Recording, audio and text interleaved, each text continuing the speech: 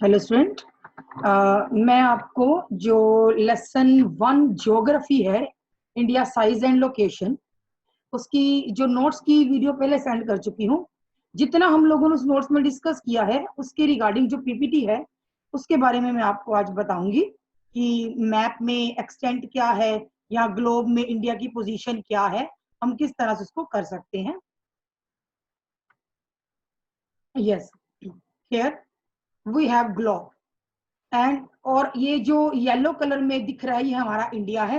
और ग्लोब में जो इंडिया की पोजीशन है, अगर आप इस पोजीशन की बात करें तो वो नॉर्दर्न हेमिस्फीयर में जो इंडिया स्थित है, उत्तरी गोलार्ध में इंडिया स्थित है। इसके अलावा north America, south America, Africa, Asia, Europe और ये ऑस्ट्रेलिया और अंटार्कटिका, ये सारे क्या हैं हमारे कॉन्टिनेंट्स जो आपको डिफरेंट कलर्स में दिखाई दे रहे हैं। इसके अलावा ये पैसिफिक ओशन, इसके येलो कलर के ठीक नीचे इंडियन ओशन है, और इंडियन ओशन में ही इंडिया को एक सेंट्रल पोजीशन प्रोवाइड की है, जिसके कारण इंडिया ओशन का नाम इंडिया के नेम पर ही रखा गया। तो ये वाला जो वीडियो था, इस पिक्चर के थ्रू मैंने आपको जो इंडिया की पोजीशन है ग्लोब पर, उत्तरी गोलार्ध में स्थित है, ये क्लियर करनी थी। नेक्स्ट है ट्रॉपिक ऑफ कैंसर। अगर आप ये बात करें तो यहाँ पर आपको पोजीशन के बारे में बताऊंगी कि ट्रॉपिक ऑफ कैंसर और ट्रॉपिक ऑफ कैप्रिकॉर्न की पोजीशन हमारे ग्लोब पे कैसी है। अगर आप ये बात करें तो ये 0 डिग्री पर हमारा जो है इक्वेटर है, इक्वेटर 0 डिग्री पर सिचुएटेड है। और इसके अलावा जो नेक्स्ट है ट्रॉपिक ऑफ कैंसर, सबसे पहले आपके लिए ये जानना जरूरी है कि जो ट्रॉपिक ऑफ कैंसर है वो 23.5 डिग्री नॉर्थ पर सिचुएटेड है। देन उसके ठीक ऊपर हमारा आर्कटिक सर्कल आता है, ये होता है 66.5 डिग्री नॉर्थ के ऊपर। अब यहाँ पर आपके लिए ये चीज भी जानना जरूरी है कि tropic of cancer, Arctic circle, इन दोनों के साथ एन लिखा हुआ है, और एन का मतलब है कि इनकी नॉर्थ पोजीशन की ओर सिचुएटेड है। Now we have north pole, north pole 90 degree पर स्थित है और इसके साथ भी अपने एन लिखा हुआ है। Then we come to the again equator, equator 0 degree. अब हम करेंगे tropic of Capricorn, tropic of Capricorn हमारे पास फिर 23.5 डिग्री, लेकिन यहां पर इसके साथ एस लिखा हुआ है। एस का मतलब क्या हो गया? South position. Now Antarctic circle again 66.5 और इसके साथ एस लिखा हुआ है और S represent south. Now south pole, south pole again 90 degree, लेकिन इसके साथ क्या लिखा हुआ है? एस। तो स्टूडेंट ये ट्रॉपिक ऑफ कैंसर और ट्रॉपिक ऑफ कैप्रिकॉर्न की जो पोजीशन है आपको इससे ये क्लियर हो जाएगी।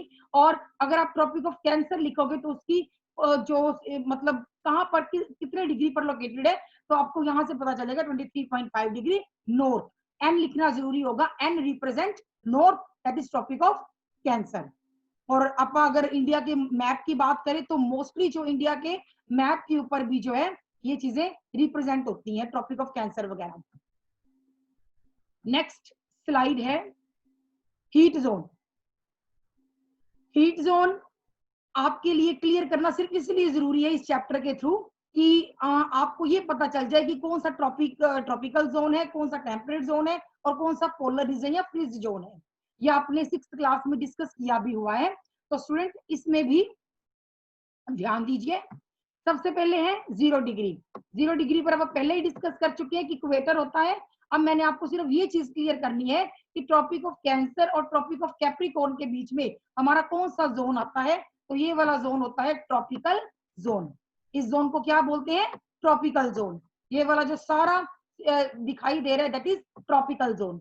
उसके बाद ट्रॉपिक ऑफ कैंसर और आर्कटिक सर्कल, ये दोनों नॉर्थ की ओर है। इसमें जो भी एरिया आएगा वो होगा टेम्परेट जोन, और इसको आप बोलेंगे नॉर्थ टेम्परेट जोन, क्योंकि ये नॉर्थ की ओर सिचुएटेड है, that's why we call it north temperate zone. Then again Arctic circle और नॉर्थ पोल के बीच का एरिया, तो इसको बोलेंगे फ्रीज्ड जोन या पोलर जोन। अब हम नीचे आएंगे, ट्रॉपिक ऑफ कैप्रिकॉर्न और अंटार्कटिक सर्कल के बीच का एरिया क्या होगा? South temperate zone. और उसके बाद अंटार्कटिक सर्कल और साउथ पोल के बीच का एरिया क्या होगा? पोलर जोन या फ्रीज्ड जोन। तो स्टूडेंट आपके लिए ये चीज बतानी इसलिए जरूरी है ताकि आपको पता चल जाए कि जो जोन है वो किस तरह से आते हैं, ट्रॉपिकल जोन या टेम्परेट जोन या फ्रीज जोन, किस तरह से लाई करते हैं। देन नेक्स्ट है इंडिया पॉलिटिकल मैप। सबसे पहले आपको ये पता होना चाहिए कि आपके सिलेबस में इंडिया पॉलिटिकल मैप ही है, फिजिकल मैप नहीं आता। और ये आपका इंडिया पॉलिटिकल मैप, और इसको आउटलाइनिंग मैप भी बोल देते हैं।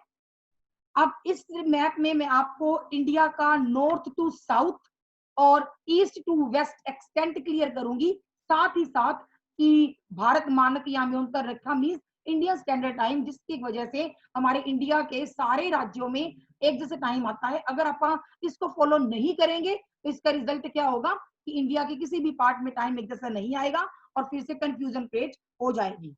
हाँ जी, yes, this line represent north to south. Now this line represent west to east. ये वाली चीज जो है वेस्ट टू ईस्ट को एक्सटेंड करती है।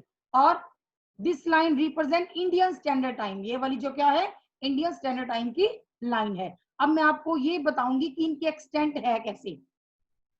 सबसे पहले 68 hours 7 minutes वेस्ट और 97 hours 25 minutes ईस्ट। ये हमारा वेस्ट टू ईस्ट एक्सटेंट है, हमारे इंडिया का विस्तार है पूरब से पूरब देशांतर की ओर।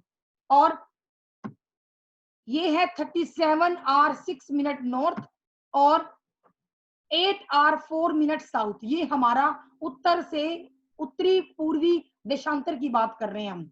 और now up 82 hours 30 minutes east और 82 hours 30 minutes ईस्ट जो है वो इंडिया की स्टैंडर्ड लाइन है। और ये लाइन उत्तर प्रदेश के मिर्जापुर इलाके से क्रॉस करती है, जिसके कारण इस लाइन के कारण ही हमारे इंडिया के जितने भी स्टेट हैं उनमें जो है टाइम एक जैसा ही आता है। अगर ये इसको फॉलो नहीं करेंगे तो इंडिया के एक राज्य से दूसरे राज्य की ओर टाइम में 2 घंटे का अंतर पैदा हो जाएगा, जो हमारे लिए एक प्रॉब्लम क्रिएट कर देगा।